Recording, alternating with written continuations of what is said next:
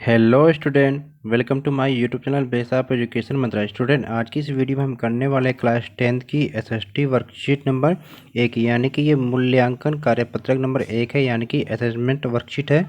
जैसा कि आपको पता चल गया होगा कि अब हमारे हर मंथ में 2 असेसमेंट वर्कशीट आएगी, यानी कि मूल्यांकन कार्यपत्रक आपके 2 आएंगे।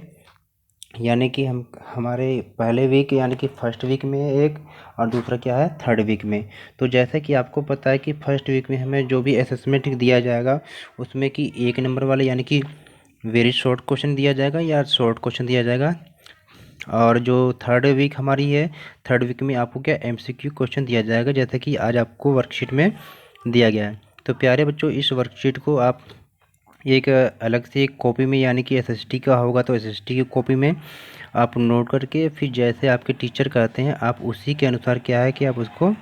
तो प्यारे बच्चों, जैसे आपके टीचर आपको कहते हैं इस वर्कशीट को आपको चेक कराने के लिए, तो आप उस फॉर्म में चाहे पीडीएफ में हो या कॉपी में, जैसे भी हो, आप टीचर के द्वारा आप क्या है उसको सबमिट कराएंगे। क्योंकि ये हमारी वर्कशीट है, इसी के आधार पे आपको क्या है इंटरनल नंबर दिया जाएगा। तो इसलिए इस वर्कशीट को आप कंप्लीट करें। हो सकता है कि आगे अगर किसी भी कारण से आपके एग्ज़ाम ना हो पाए तो इसको क्या है, इसी के माध्यम से एक्सटर्नल नंबर भी आपको दिया जा सकता है। तो इसलिए इस वर्कशीट को बहुत अच्छे तरीके से करना और समझना है। तो चलिए हम शुरू करते हैं अपनी SST assessment worksheet number first को। तो प्यारे बच्चों, आज की इस वर्कशीट में हम जो करने वाले हैं, ये हमारी जो वर्कशीट है ये 23 जुलाई 2021 की वर्कशीट है। और एसएसटी की वर्कशीट हमारी है 10th क्लास की, और ये मूल्यांकन वर्कशीट नंबर 1 है। तो प्यारे बच्चों, यहाँ पर अपना नाम लिखेंगे और यहाँ पर अपने क्लास टीचर का नाम लिखेंगे। तो आपको करना क्या है, ये एमसीक्यू क्वेश्चन है, तो अपनी कॉपी में नोट करके आपको इसका आंसर देना है। तो प्यारे बच्चों, आपको करना क्या है कि हर क्वेश्चन में आपको 4 ऑप्शन दिए गए हैं और एक गोला बनाया हुआ। तो आपको जिस ऑप्शन में जो सही लगता है उस ऑप्शन के सामने जो गोला है उसमें आपको क्या ऐसे सर्कल करना है। तो पहला क्वेश्चन हमारा है बच्चों की, निम्नलिखित में से कौन सा मूल्य भारतीय संविधान में वर्णित है। तो ऑप्शन ए है स्वतंत्रता, समानता, बंधुता और उपयोगिता भी। तो आपको जो ऑप्शन सही लगे तो आपको उसको बताना है। तो आप सभी जानते हैं कि जो भारत का संविधान है इसमें स्वतंत्रता की बात कही गई है और समानता की बात कही गई, यानी कि सभी लोग क्या बराबर है, और बंधुता की बात कही गई, यानी कि भाईचारा। जो जैसे जिस किसी के साथ अपने हम घर के साथ जैसा व्यवहार करते हैं वैसे क्या सबके साथ भी करना है। तो इस हिसाब से देखा जाए तो इस पहले क्वेश्चन का जो राइट आंसर हो जाएगा आपका ऑप्शन डी, यानी कि ऑप्शन डी। सेकेंड क्वेश्चन हमारा है, सेकेंड क्वेश्चन हमारा कह रहा है कि भारत का जो संविधान है संविधान सभा के द्वारा कब अंगीकृत किया गया था। यानी कि जो भारत का जो संविधान जो लिखने का जो कार्य है ये एक संविधान सभा को ये दिया गया था। तो संविधान सभा ने जब अपने इस संविधान को कंप्लीट किया, यानी कि संविधान जो अंगीकृत का अर्थ होता है कि यानी कि संविधान ये बनकर कब तैयार हुआ है, यानी स्वीकार कब किया गया है। तो यहाँ पर जो ऑप्शन दिया गया है 26 नवंबर 1949, 26 नवंबर 1948, 25 नवंबर 1948 और 26 जनवरी 1950। तो आप सभी जानते हैं कि हमारा जो संविधान ये बनकर तैयार कब हुआ था, 26 नवंबर 1949 को। अब भारत के संविधान को बनने में 2 वर्ष 11 महीने और 18 दिन का समय लगा था।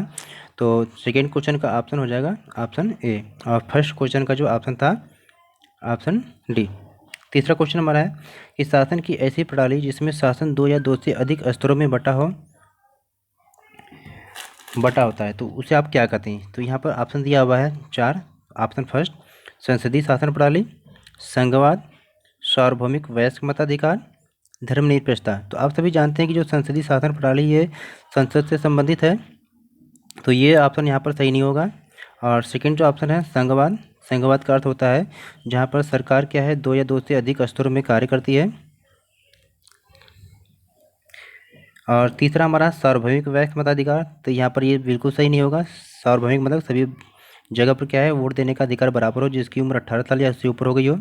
और ऑप्शन डी होता है धर्मनिरपेक्षता, यानी कि सभी धर्म समान है, यानी कि सरकार की नज़र में, यानी कि भारत की नज़र में सभी धर्म समान है। और भारत क्या है किसी एक धर्म को प्रमुखता नहीं देता है। तो इस हिसाब से अगर देखा जाए तो थर्ड क्वेश्चन का जो ऑप्शन सही हो जाता है ये ऑप्शन बी, यानी कि संघवाद। क्वेश्चन नंबर 4 हमारा है,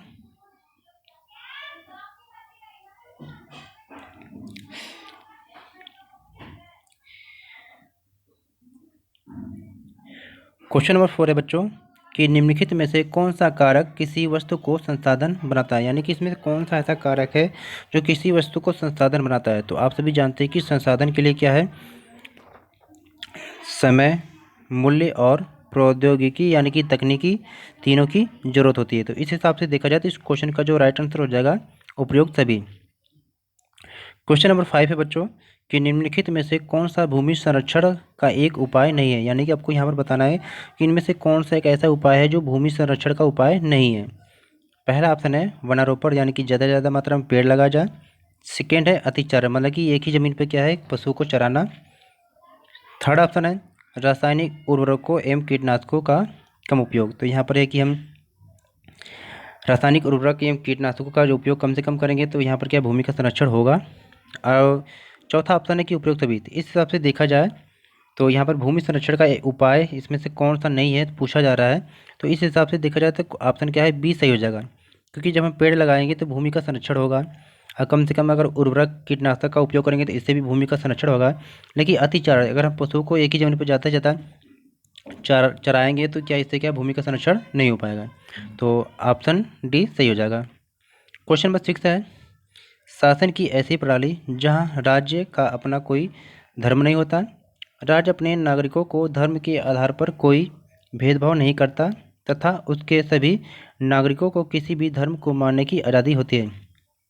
यानी कि शासन का एक ऐसा रूप है जहाँ पर राज्य से अर्थ है कि देश से, कि उनका कोई अपना धर्म नहीं होता है और क्या है, नागरिकों को धर्म के आधार पर भेदभाव नहीं करता है, उसको आज़ादी रहती है कि नागरिक उसके कोई भी धर्म मानने के लिए स्वतंत्र हो। तो ऑप्शन के रूप में यहाँ पर ये है संसदीय शासन प्रणाली, तो ये यहाँ पर बिल्कुल नहीं होगा क्योंकि यहाँ पर ये संसद से संबंधित है। ऑप्शन बी सार्वभौमिक वैश्य मताधिकार, यानी कि सभी लोगों को वोट देने का अधिकार। सी संघवाद। डी धर्मनिरपेक्षता, यानी कि ये कि राज्य का कोई धर्म न हो, यानी कि सरकार की नज़र में, यानी कि सरकार से मतलब कि देश से संबंधित है कि उसकी नज़र में सभी धर्म क्या एक समान है। तो इस हिसाब से देखा जाए तो यहाँ पर जो राइट आंसर हो जाएगा ऑप्शन डी धर्मनिरपेक्षता। क्वेश्चन नंबर 7 हमारा है कि निम्नलिखित में से कौन सा एक खनिज का उदाहरण है, कोयला, सोना, तांबा या तो उपयुक्त सभी। तो यहाँ पर क्वेश्चन का आंसर हो जाएगा उपयुक्त सभी, क्योंकि आप जानते हैं कोयला, सोना, तांबा ये सभी क्या है, एक खनिज के उदाहरण है। तो प्यारे बच्चों क्वेश्चन नंबर 8 कि निम्नलिखित में से कौन सा एक कारक जो है वनों का विनाश का कारण नहीं, यानी कि इसमें से कौन सा एक ऐसा कारण है जिससे क्या है वनों का विनाश नहीं होता है। तो ऑप्शन एक है वृक्षारोपण, यानी कि ज़्यादा से ज़्यादा मात्रा में पेड़ लगा जाए, तो यहाँ से इससे तो बिल्कुल भी विनाश नहीं होगा। पेड़ों की कटाई, हाँ अगर पेड़ को हम कटाई करते हैं तो इससे क्या होता है, वनों का विनाश होता है। सी जंगल की आग, अगर जंगल में आग लग गई तो क्या इससे क्या है, पेड़ों का यानी वनों का विनाश होता है। और ऑप्शन डी है उपयुक्त भी। तो इस हिसाब से देखा जाए, क्योंकि क्वेश्चन पूछा है कि इसमें से विनाश का कारण नहीं है, तो इस हिसाब से अगर देखा जाए तो ऑप्शन ए बिल्कुल सही जाएगा, वृक्षारोपण, यानी ज़्यादा से ज़्यादा हम पेड़ लगाएंगे तो वनों का विनाश नहीं होगा। क्वेश्चन नंबर 9 कि निम्नलिखित में से कौन सा मानव संसाधन को उपयोगी बनाने में सहायक सिद्ध होता है। ऑप्शन ए शिक्षा, ऑप्शन बी स्वास्थ्य, ऑप्शन सी उपयुक्त दोनों, ऑप्शन डी इनमें से कोई नहीं। तो आप सभी जानते हैं कि मानव संसाधन को उपयोगी बनाने के लिए शिक्षा जरूरी है और स्वास्थ्य भी जरूरी है। तो इस हिसाब से देखा जाए तो क्वेश्चन नंबर 9 का जो राइट आंसर हो जाएगा उपयुक्त सभी। Question number 10 and the last, प्रत्येक देश का संविधान अपने नागरिकों को सम्मान से एवं गरिमामय जीवन जीने के लिए कुछ अधिकार प्रदान करता है, जिन्हें क्या कहते हैं। तो आप सभी जानते हैं कि हर देश का अपना एक संविधान होता है और संविधान के द्वारा क्या है, व्यक्तियों को कुछ मौलिक अधिकार दिए जाते हैं, जैसे अपने देश में भी दिया गया है। तो उसे क्या कहते हैं। तो ऑप्शन एक है मौलिक अधिकार, बी धर्मनिरपेक्षता, मौलिक कर्तव्य, सार्वभौमिक वैश्य मताधिकार। तो मौलिक अधिकार यहाँ पर बिल्कुल सही हो जाएगा, ऑप्शन ए। तो प्यारे बच्चों ये थी आज की हमारी वर्कशीट जो असेसमेंट से संबंधित थी, एसएसटी असेसमेंट वर्कशीट नंबर 1, जिसे आपको करना कंपलसरी है क्योंकि इसी के आधार पे आपको इंटरनल नंबर दिए जाएंगे। तो प्लीज़ अगर आपको वीडियो हमारी अच्छी लगे तो चैनल को सब्सक्राइब करिए, जिससे आगे आने वाले समय में जितने भी असेसमेंट आपके होंगे वो आपको इसे चैनल पर प्रोवाइड कराया जाएगा। तो वीडियो को ज़्यादा से ज़्यादा लाइक और शेयर करें। ओके, टेक केयर बच्चों।